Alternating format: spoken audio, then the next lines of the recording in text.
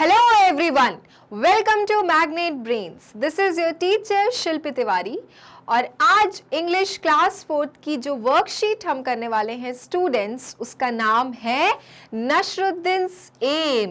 ये यूनिट 3 का बीच है स्टूडेंट्स टॉपिक जिसका नाम है नशरुद्दीन्स एम।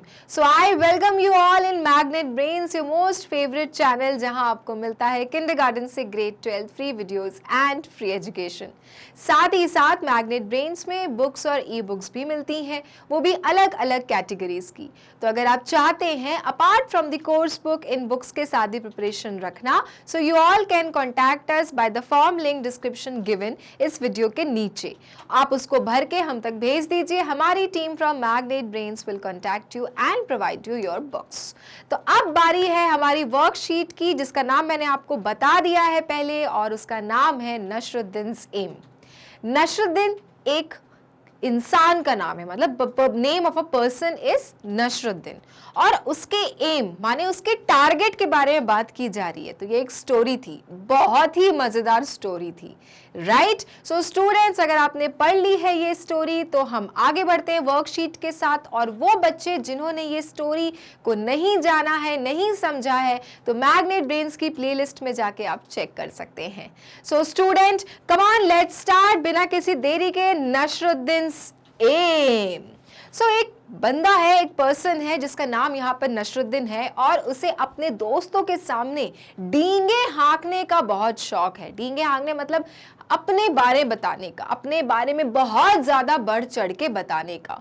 और उसी का नतीजा होता है कि वो बुरी तरह फंस जाता है। वो कहता है कि मैं ऐसा कुछ कर दिखाऊंगा जो उससे नहीं हो पा रहा है, लेकिन अंत में किस्मत ने उसकी साथ दी और वो काम तो हो गया। लेकिन हमें ये मॉरल मिलता है कि हमें आलतू फालतू बातें ज्यादा नहीं करनी चाहिए। I mean, हमें ज्यादा बोस्ट नहीं करना चाहिए लोगों के सामने, डींगे नहीं हाँकना चाहिए।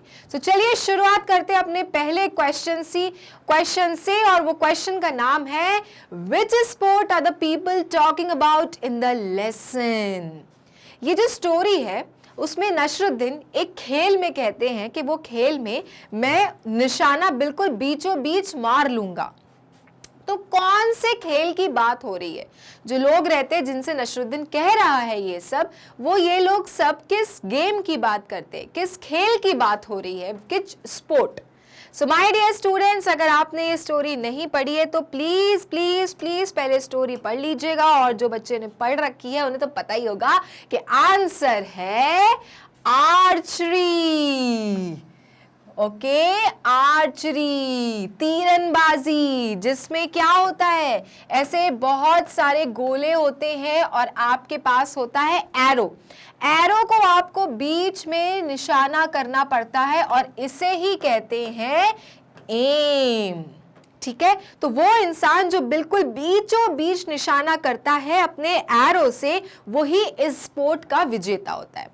So this story was all about archery, and the people who were there in the story, they were talking about the game archery. कौन से गेम की बात हो रही थी? आर्चरी गेम की बात हो रही थी। ठीक है, ओके, नेक्स्ट क्वेश्चन है how many times did Nasiruddin try his luck. अब वो कहता तो है कि मेरा तो सिर्फ हमेशा जो एम होता है वो बीचों बीच जाता है, मतलब अगर ये राउंड्स हैं तो नशरुद्दीन अपने फ्रेंड्स के सामने ये डींगे हाँकता है कि मेरा निशाना बीचों बीच हमेशा पड़ता है। लेकिन जब उसके फ्रेंड्स ने बोला कि चलो करके दिखाओ, तो ऐसा कुछ हो ही नहीं पाता है। तो स्टूडेंट्स, नशरुद्दीन को अपनी किस्मत आजमाने की कितने मौके मिले थे? माने पहले बार नहीं गया, फिर दूसरे बार उसको चांस मिलता है, ऐसे उसे कितने बार चांसेस मिलते हैं according to the story? So student, according to the story, Nasruddin tried thrice. Okay, 3 बार नशरुद्दीन ट्राई करता है। So we will write down Nasruddin tried thrice his luck. Okay, Nashruddin tried thrice his luck student. तो 3 बार उसे मौका मिलता है, एक बार नहीं गया फिर कहानी बनाता है, फिर दूसरी बार डालता है, फिर कहानी बनाता है, फिर तीसरी बार, ऐसा करके उसको 3 बार क्या मिलते हैं, मौके मिलते हैं। सो यहां पर आप लिखोगे थ्राइस, मतलब 3 times. Clear my dear students? Okay, next question, was he really good in the skill or was he lying? So students, क्या वो सच में सच कह रहा था कि भाई उसको आता है आर्चरी खेलना, मतलब बीच में एम करना, वो जब भी एरो फेंकता है, जब भी एरो टारगेट करता है तो उसका एम हमेशा बीच में जाके फंसता है, या फिर he was just lying with his friends? क्या सच्चाई थी स्टूडेंट्स? तो सच्चाई ये थी कि he was lying स्टूडेंट, ऐसा कुछ भी नहीं था। He was lying in front of his friends. किसके सामने? अपने दोस्तों के सामने। He was lying. वो झूठ कह रहा था कि वो जब ही एरो फेंकता है तो हमेशा निशाना बीच में जाके लगता है। He was lying about it. All right. So यहाँ पे लिखेंगे he was lying in front of his friends. Clear? Okay. Now the next question, 4th one. How could he hit right on the target at last? फिर क्या होता है, पहली बार नहीं कर पाता, दूसरी बार नहीं कर पाता, तीसरी बार को कुछ नहीं कहता है, लेकिन वो फिर भी फेंकता है और किस्मत से उसका निशाना बीचों बीच चला जाता है। तो यहाँ पे क्वेश्चन आपके लिए यही है स्टूडेंट्स कि फिर लास्ट में वो सही कैसे मार लेता है। भाई अगर वो झूठ कह रहा था तो लास्ट में उसका निशाना सही कैसे पड़ गया? So student, according to the story, उसमें लिखा था कि बाय चांस माने लकली ही could hit the target. Okay, तो हम यहां पर लिखेंगे because he was lucky that he could write on the target at last. Okay, so यहां पर शुरू करेंगे he से, he could hit right on the target, right on the target because he was lucky. किस्मत होती है ना, कभी कभी किस्मत होती है कि कभी कभी आपके काम बन जाते हैं। because he was lucky. Got it? So my dear students, कभी कभी ऐसा होता है ना कि होमवर्क नहीं किया होता है और आप डर रहे होते हो और पता चलता है कि उस दिन आपकी वो टीचर ही एब्सेंट है, तो किस्मत ही होती है ना कि आप उनकी डांट से बच जाते हो, राइट? या फिर कभी कभी घर में ऐसा होता है कि कोई चीज गिर गई, टूट गई, लेकिन मम्मा को ध्यान ही नहीं है, तो आपकी किस्मत ही तो होती है। तो इसी तरह से नसरुद्दीन की भी किस्मत तीसरी बार चमक उठती है और उसका निशाना बिल्कुल बीचों बीच जाता है आर्चरी में।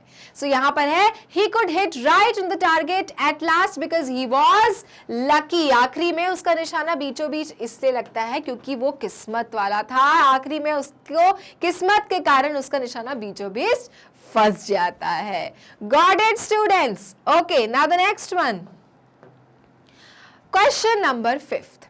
Which are your favorite sports? आपके क्या क्या फेवरेट स्पोर्ट्स हैं? तो भाई आप लोग अपने अपने हिसाब से लिख सकते हैं आपको कौन कौन से गेम्स पसंद है, कौन कौन से स्पोर्ट्स पसंद है। तो हम यहाँ पे लिख सकते हैं स्टूडेंट, जैसे if I will talk about my self, so badminton, okay, then football, और क्या लिख सकते हैं, hockey and carrom are my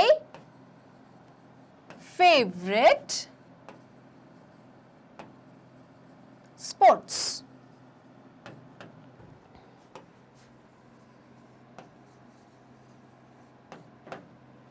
ठीक है, आर माई फेवरेट स्पोर्ट्स। तो आप अपने अकॉर्डिंग स्टूडेंट्स आपको जो जो स्पोर्ट्स पसंद है उनके नाम यहाँ पर लिख सकते हैं। क्लियर? ठीक है, तो बिल्कुल भी डिफिकल्ट क्वेश्चन नहीं था, ये बहुत ही सिंपल क्वेश्चन था, अपने मुताबिक आपको लिखना था। तो ये थे आपके क्वेश्चन आंसर्स। अब हम करेंगे question number 6। Let's learn to connect the sentences. Read these sentences. So students, अब हम लोग दो sentences को कैसे connect करेंगे, कैसे जोड़ के बोलेंगे वो सीखेंगे और उसी की वर्कशीट को करेंगे सॉल्व। अब आपके सामने कुछ sentences दिए हुए हैं, just read out my dear students. पहला है Rohan called the booking clerk. Second है the booking clerk was busy in ticket booking. Understand the sentences. पहले सेंटेंस में है रोहन ने कॉल लगाया किसको? बुकिंग क्लर्क को. वो क्लर्क जो बुकिंग करता है उसको कॉल लगाया. सेकेंड वाले में है जो बुकिंग क्लर्क था वो बिजी था किस चीज में? टिकट बुकिंग करने में. तो आप यहाँ पे दो चीज देख रहे हो, ये बुकिंग क्लर्क दो बार आ रहा है. अटपटा है ना, दो बार वही वर्ड बोल रहे हैं हम. तो देखो फिर क्या लिखा है. Above sentences can be combined into one with the help of who. ऊपर के स्टूडेंट्स ये दो सेंटेंसेस को हम जोड़ सकते हैं क्या लगाकर? who लगाकर. कैसे? just read out it. Rohan called the booking clerk who was busy in ticket booking. तो क्या हटा दिया हमने एक बुकिंग क्लर्क को हटा दिया और उसकी जगह हमने ऐड कर दिया हु. कैसे? Rohan called the booking clerk who was busy in ticket booking and now you have combined these two sentences. तो स्टूडेंट्स, जब भी आपको दो सेंटेंसेस बोलने हो और अगर आप देख रहे हो कि एक नाम बार बार आ रहा है, सो स्टूडेंट्स आप उसको एक नाम को हटा के यू कैन ऐड हु. ठीक है, तो यहां पर आया Rohan called the booking clerk who was busy in ticket booking. आ गया समझ में? एक आपको हटाना है यहां से और आपको ऐड कर देना है उस जगह पे WHO, दैट इज हु. ठीक है, so now let's start attempting the exercises. Now join these pair of sentences using who. अब ये जो सेंटेंसेस आपको दिख रहे हैं इनको आपको क्या लगा के जोड़ना है? हु लगा के जोड़ना है, that is WHO. Okay, now the first is Vidya called a girl, full stop. Second, the girl was wearing a blue scarf. विद्या ने कॉल लगाया गर्ल को, वो लड़की ने क्या पहना था? ब्लू स्कार्फ पहना था. अब सेंटेंस को जोड़ेंगे और क्या हटाएंगे? क्या ऐसी चीज दो बार आ रही है? तो दो बार आ रही है गर्ल. तो एक गर्ल को हटा के what can we add? Who. तो कैसे आएगा now sentence? Sentence will become Vidya called a girl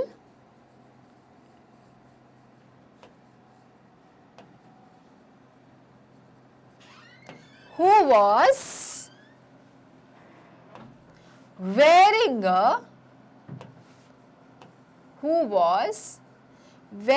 a blue scarf.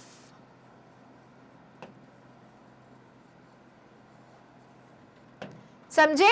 Vidya called a girl who was wearing a blue scarf. तो हमने एक गर्ल को हटा के उसकी जगह हु ऐड कर दिया. Now in the second one you see, I like my teacher very much. My teacher is very intelligent. ठीक है, तो आप कैसे हम हटाएंगे और क्या जोड़ेंगे? Once again student, my teacher दो बार आ रहा है तो एक बार माई टीचर को हटा देते हैं और क्या ऐड कर देते हैं? WHO. तो कैसे आएगा? आई like my teacher very much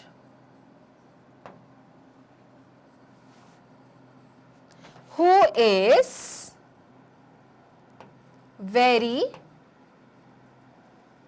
intelligent. Who is very intelligent. I like my teacher very much who is very intelligent. इस वाले माई टीचर को हटा दिया और यहां पे हमने हु लगा दिया. I like my teacher very much who is very intelligent. So now you know how to join the two sentences. Now next one, see. She called Varun, full stop. Varun was riding a bicycle. तो कैसे आएगा, ऐसे आएगा, she called Varun, she called Varun who was riding a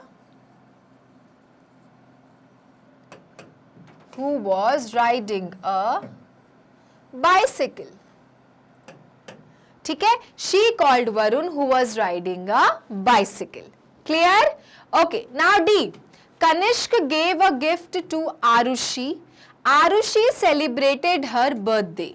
तो यहाँ पर दो क्या दिख रहा है आपको, आरुषि नाम यहाँ पर 2 टाइम्स है, तो एक आरुषि को हटा देते हैं।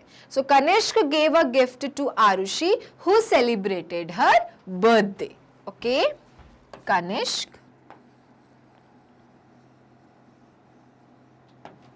gave a gift to Arushi who celebrated her birthday.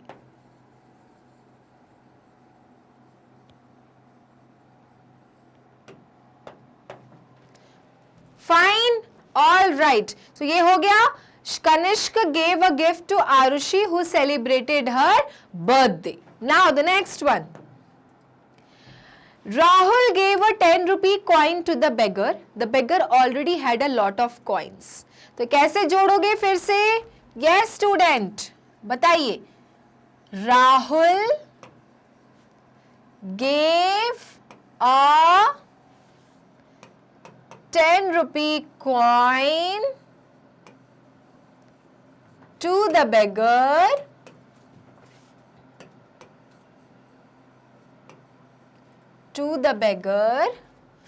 who already had a lot of coins. क्या मतलब आया इसका? राहुल ने एक 10 रुपए का कॉइन दिया एक भिखारी को जिसके पास पहले से ही बहुत सारे क्या थे, कॉइन्स थे।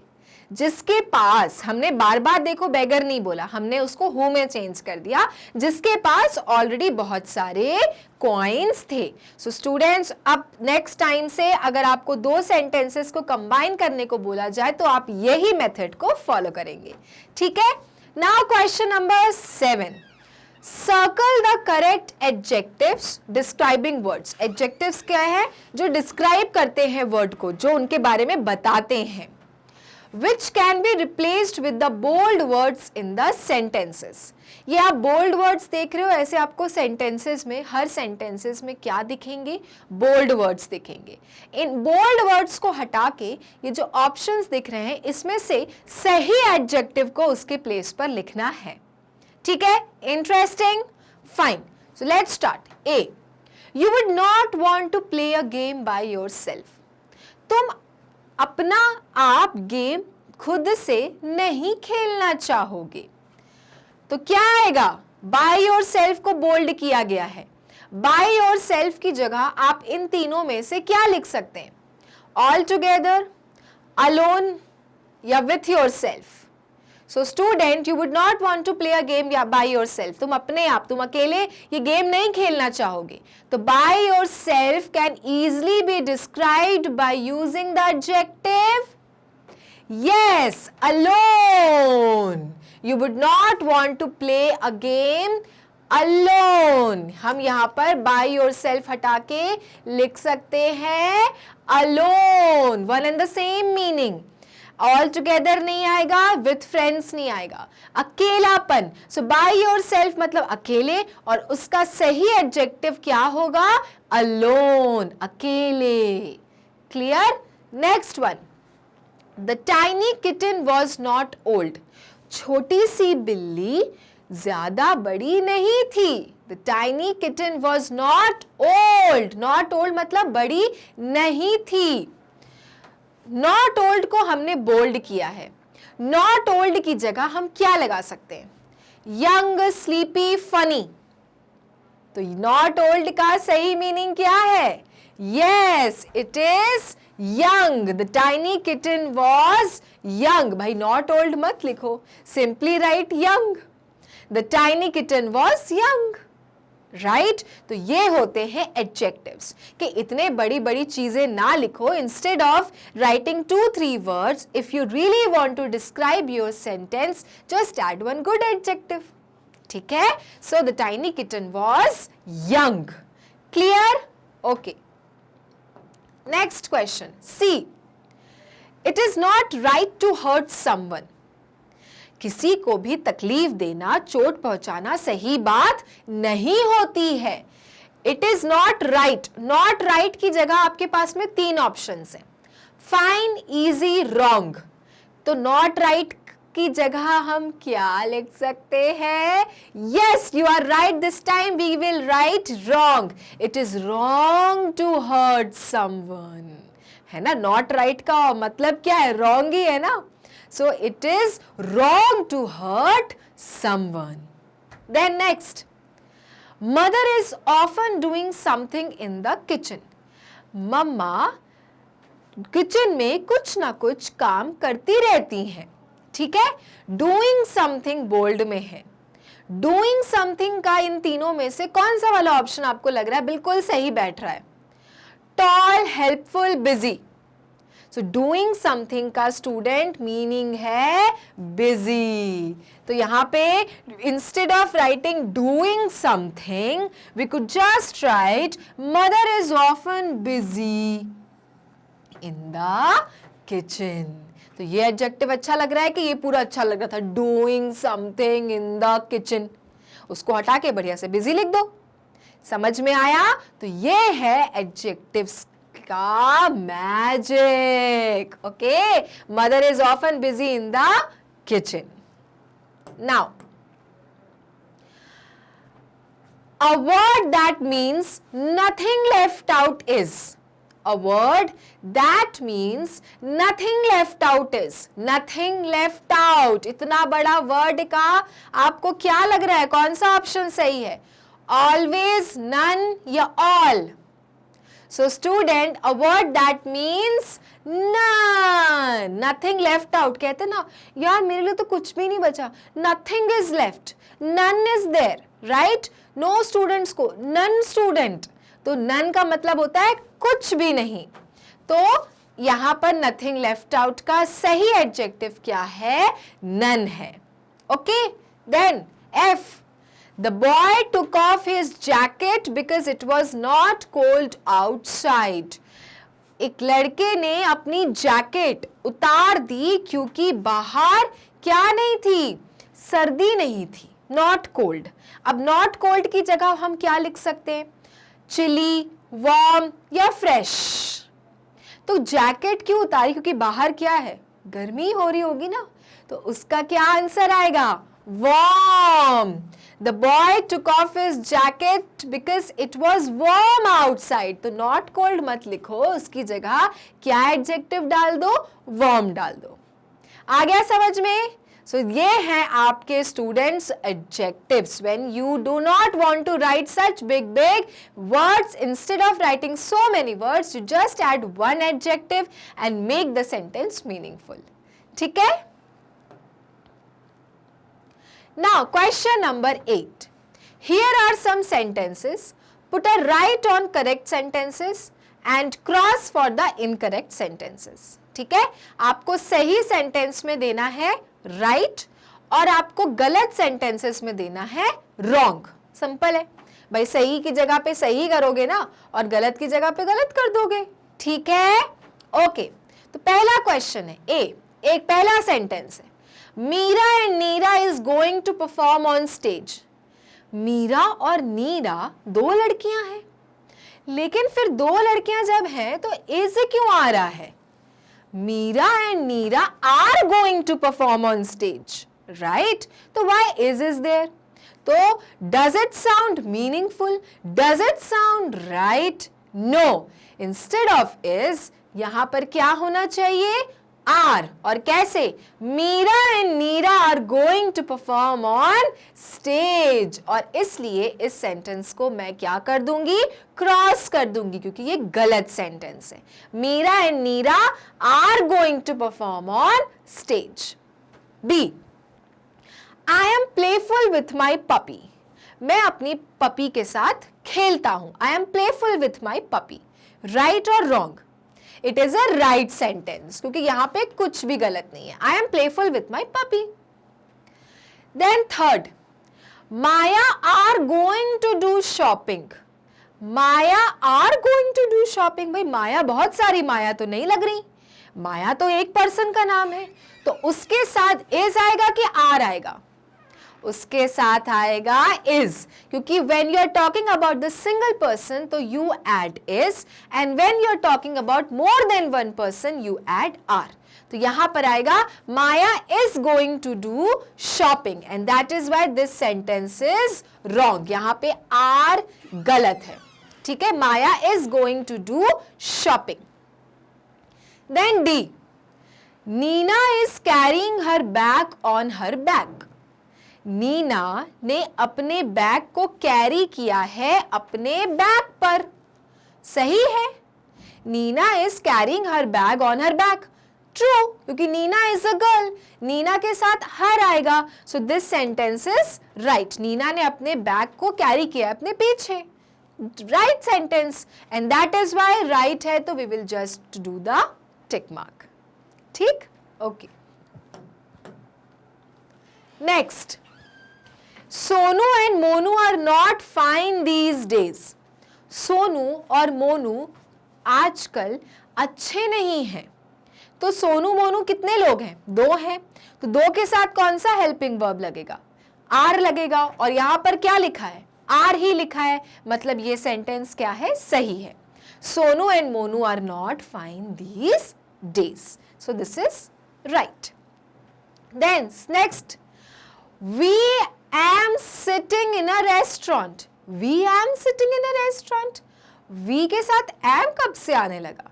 we के साथ तो are आना चाहिए ना, यहाँ तो am लिखा है। so यहाँ पर क्या है ये सेंटेंस, सही है कि गलत है? गलत है, क्योंकि यहाँ पर सही क्या होता? we are sitting in a restaurant, क्या आता? we are sitting in a restaurant. then G, she is looking nice in a red dress, वो रेड ड्रेस में बहुत अच्छी लग रही है। शी है, ठीक है, लड़की है। इज है, ठीक है, सिंगुलर पर्सन है। लुकिंग, लग रही है। अच्छी, कौन सी ड्रेस में? रेड ड्रेस में। सो दिस इज राइट और wrong? This is absolutely a right sentence and that is why right. She is looking nice in a red dress. Clear? Okay, so ये थी आपकी worksheet student of the topic Nasruddin's aim, जिसमें हमने पढ़ा नसरुद्दीन के boasting attitude के बारे में और साथ ही साथ हमने करी बहुत सारी exercises solve. So next class में न्यू वीडियो के साथ मिलेंगे, तब तक के लिए मैग्नेट ब्रेन्स को लाइक, फॉलो, सब्सक्राइब करना ना भूलें, क्योंकि मैग्नेट ब्रेन्स देता है किंडरगार्टन से grade 12 free videos and free education. Thank you.